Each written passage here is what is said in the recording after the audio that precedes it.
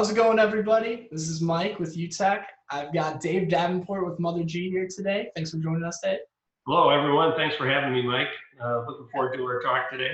Yeah, I'm actually very excited to have you on because I know we've talked a little bit in the past, and I think you bring a wealth of experience and knowledge to the table. So why don't you tell? You're being polite when you say it. Well, why don't you tell our viewers a little bit about yourself?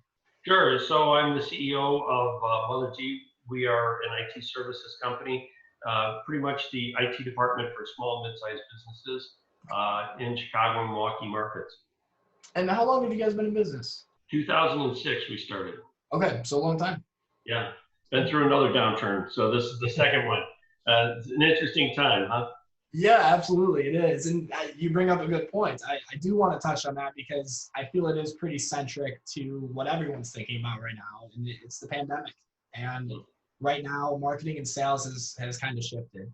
I think everyone's received those emails from companies saying, "Here's how we're handling the pandemic." Those weeks ago, obviously, but it's important, I think, to continue with your marketing and sales efforts during this time. Yes. And I'm just interested, what were you guys doing before? What are you doing now? Have you shifted anything? Yeah, we have. I mean, first of all, I don't think as many companies are really focused on trying to consider switching vendors or something like that for IT. I think in many ways businesses have hunkered down, leaned into their own operations, make sure that they're stable, make sure that their client bases and employees are safe, stable, and secure. Their supply chains are up and running. And so, there's this kind of attitude that, we need to be introspective, not outside thinking, build the market. And I think that's okay, but I think it is also a mistake. It's not the time to leave your prospects and customers alone. It's the time to lean in and make sure that your services, the value that you bring to the market, isn't needed by them. And I think it's important to have the right optics, of course, the right message around that. It's not like you're out trying to take advantage of something like a gold digger. But on the other hand, we bring a lot of value, for example, in technology. So we're trying to reach out to organizations that we know have had technology issues in the past and saying, are you okay? Are things good? We have built a resources page on our website for a lot of COVID related things, both operational as well as technology related, of course. Some fun, some more serious, some references to really help that marketplace with maybe the challenges that they're encountering, really to build relationships right now. And I think that's really the thing. This is a great time to build relationships. You, in many ways, have an unprecedented moment to access the key business decision makers. Yep. The gatekeepers are less prevalent. People are working from home, so they're answering the phone. And in some ways, they want to share their experiences, and that's exactly what we're finding. So it's the wrong time to back off. It's the right time to have the right message to build your brand and build your relationship with those organizations. I think that's incredibly well said. I really do. And one of the things that I've noticed as well is that, like you said, people are eager to share. And I think they're just eager for social interaction right now. And, yeah, right. I mean, I am. I know I am. I'm starved for talking to people. My wife is finding out what an ass I am. So you're not the only one. Yeah. One of the things that I think you do very well, and MotherG does very well, is that you produce a lot of content. And I know you've been on radio shows. You talked about your COVID-19 resources and all of that. What inspired you to take this approach in your marketing and sales? So our business model is one where people need to have a great deal of trust in what we do. Technology is hard. It's confusing. And people are paying for our expertise. So they don't know that we're necessarily better than the next guy when they meet us. So we need to develop a relationship where they believe they can trust us.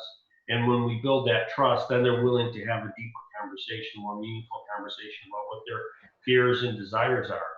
And so one way to do that I think is to be more open book, to share our content, to share what we do, to share our thoughts and best practices, and not just on technology, because technology is really an enabler. It's what you do with the technology that matters. And so technology becomes integral with business strategy, with personnel management, with operational efficiencies and excellence. And so when you think about where technology sits, it sits kind of as thread going through the fabric of the organization. And so we touch a lot of areas, and the more that we're able to engage the marketplace in those topics, the more they understand that we really get how technology works. And so I think, it's looking beyond what you do to what the impact of what your organization has.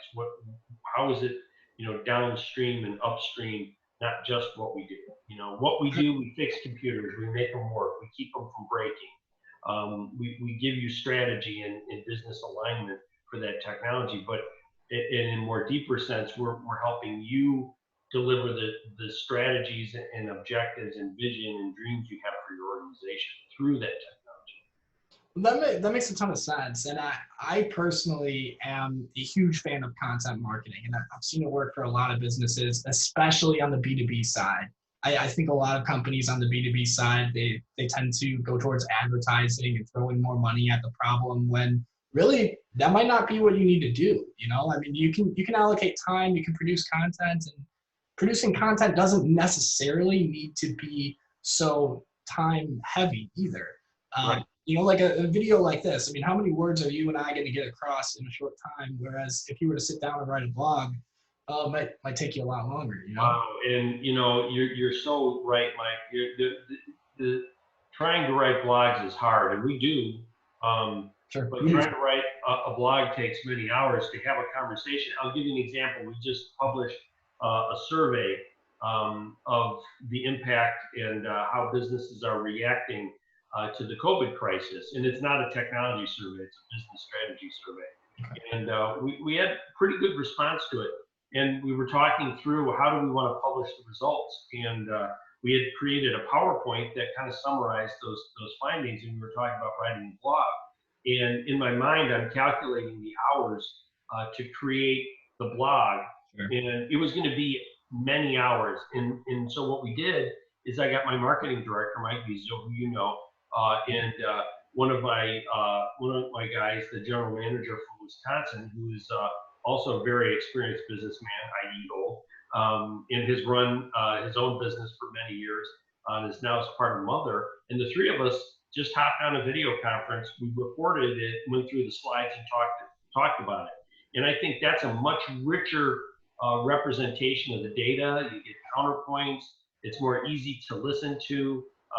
And by the way, it took us 45 minutes to produce that content. There you go. Mike whipped it up through an edit, and now it's published on the website. Oh, perfect. Yeah.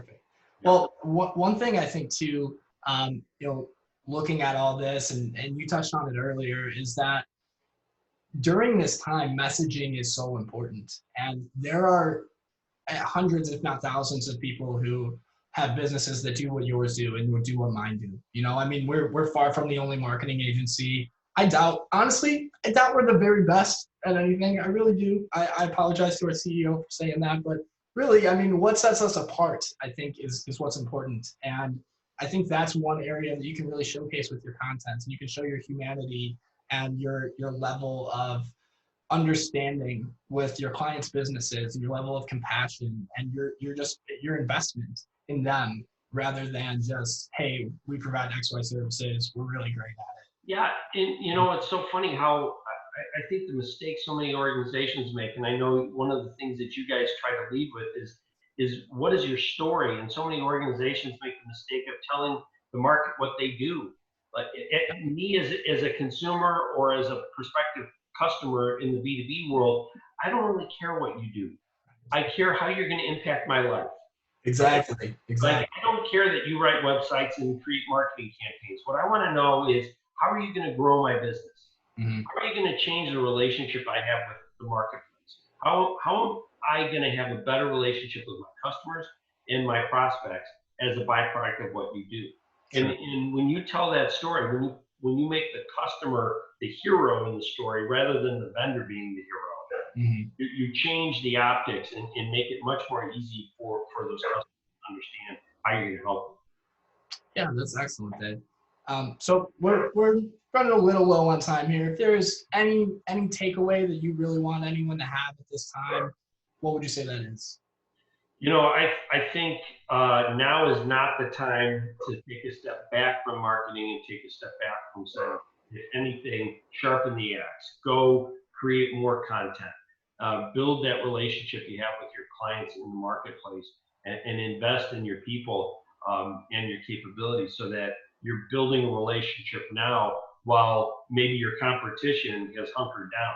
Sure. And yet you're not going to see the big outcomes from that investment right now. But what you are going to see is a much faster recovery than anybody else. And you're basically putting a lot more logs on that fire that's just starting.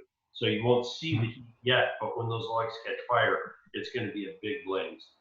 I couldn't agree more. And honestly, you don't need to spend all kinds of advertising dollars to do it. Just, some of the things that Dave and I talked about will really go far. So think about that.